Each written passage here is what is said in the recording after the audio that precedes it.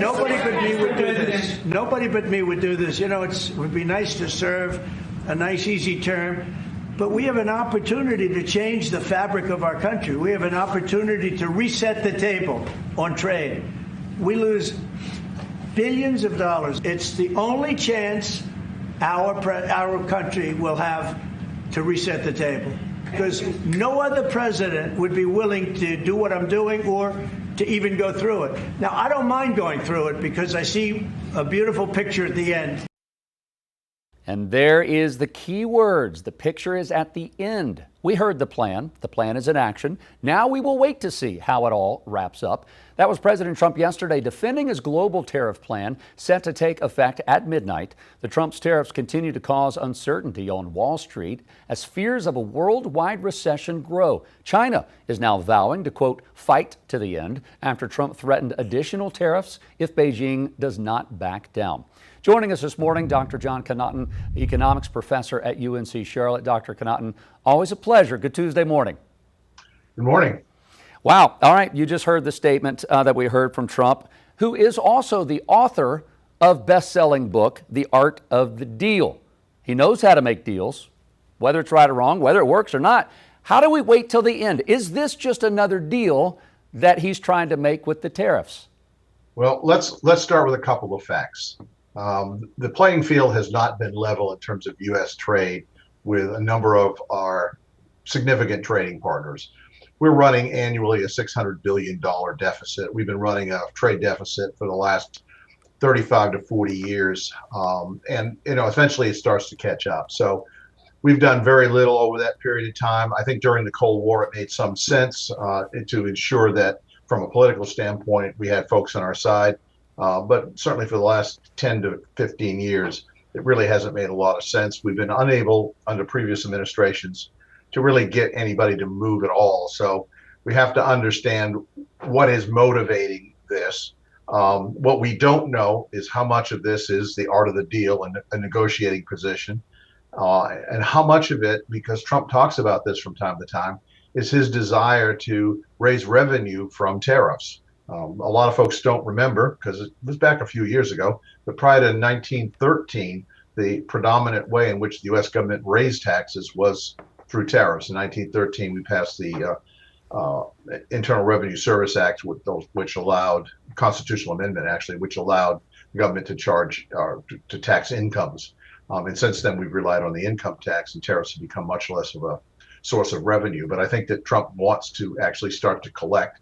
He's talked about something called the External Revenue Service. So we don't know, and that's why the markets have been so dizzy over the last 3 or 4 days, because there's so much uncertainty as to, is this a negotiation ploy to get tariffs and an even playing field or level playing field for our major trading partners, or is this partly to raise a new revenue source? Well, and Dr. Connaughton, as you talk about those trading partners, international trading partners, those relationships are kind of all over the place. We heard from Israel Prime Minister Netanyahu yesterday in Washington saying, listen, we are going to eliminate the trade deficit with the U.S. We're going to do it quickly. But then you've got Japan, who says they may reduce their footprint in the United States. China could go up 104% tariff with China. And that we know that's going to be a flexing match back and forth between Trump and China. What are those international relationships? What do those look like? Well, you got to remember that over the past 20 years or so, we've really developed a global supply chain. And if you look at this country, for example, with relationships, say, with Japan and, say, Germany, which we've had major trade imbalance for quite some time, over the years, they've invested tremendously in the U.S. In terms of facilities. So Honda, Nissan, Toyota, et cetera, all have major auto assembly operations within the United States. We're familiar with BMW down in Spartanburg, South Carolina, and Mercedes down in Alabama, Volvo's in Charleston area. So, these companies have all built major facilities here, but they are assembly facilities and not manufacturing. And there's a big difference in terms of just putting the parts together versus making the parts. And I think that's part of what Trump's trying to do. But I think what we'll see is a number of these countries, such as Japan, Mexico, Vietnam will start to work to negotiate a more level playing field.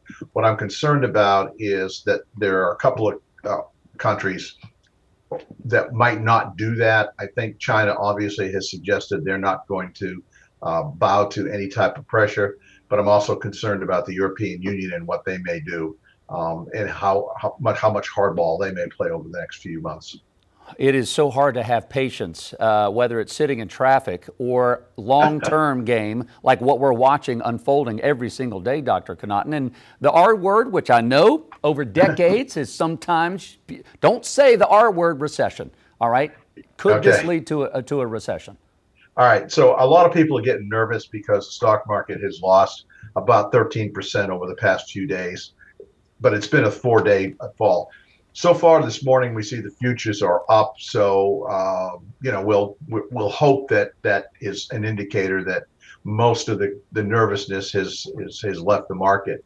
But I think there's important to understand there's a big difference between what goes on in the stock market, which is really a bet about the future, and what actually takes place in the economy. A lot of folks won't remember this, but we go back a few years to 1987. All right, in October of 1987. When we had the largest single one-day decline in the stock market.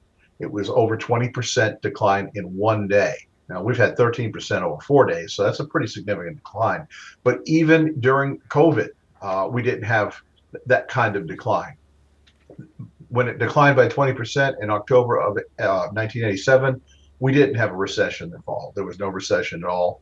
And so, there wasn't a recession until 1991, which was brought about by the invasion of Kuwait, plus also increase in taxes that George H.W. Bush put on the American people. So I think that there's a big disconnect between what's going on in the market and what happens in terms of a recession. We're going to have a pretty strong first quarter. Now, that's a look back in time. So when that number comes out at the end of the month, GDP for the first quarter is going to be up. What happens in the second quarter is anybody's guess. Depends on how long this goes on. We don't know. We just don't know now. And it's a little early to speculate. I saw the other day that JP Morgan has suggested there's probably a 40% of a recession later this year. I would put that as probably a realistic. But I think there's also a 10% chance that things will really take off in the third and fourth quarter of this year if these negotiations are successful. Dr. Connaughton, we're almost out of time. I want to ask real fast advice, all right, for those who are looking at their retirement accounts draining, that are in that age of retirement going, what do I do? It's bleeding here. And then for those of us that aren't in the retiring age just yet, should we just don't look at our 401ks right now? Just give it time. Things bounce back. Two things, Jason. One, I'm not giving advice to individuals in terms of whether they should buy or sell. Sure. My advice is talk to their advisor. They're a lot more attuned to this than I am. But in general, those that sold back in 1987 in panic lost, because most of that came back. The market at that time, let me see if I can remember this, was 2,500. Okay. And now we know it's at almost 40,000. So, getting out is problematic. I think that for most people that are not facing retirement in the next several years, the best advice I can give them is just don't start looking at your 401k 5 or 6 times a day. That'll just make you nervous. But for those that are close to retirement, they probably already should have made adjustments and had a larger percentage of their wealth in fixed income bonds, et cetera, rather than in equities, so that they wouldn't suffer this kind of downturn. But at this point in time, don't sell at the bottom.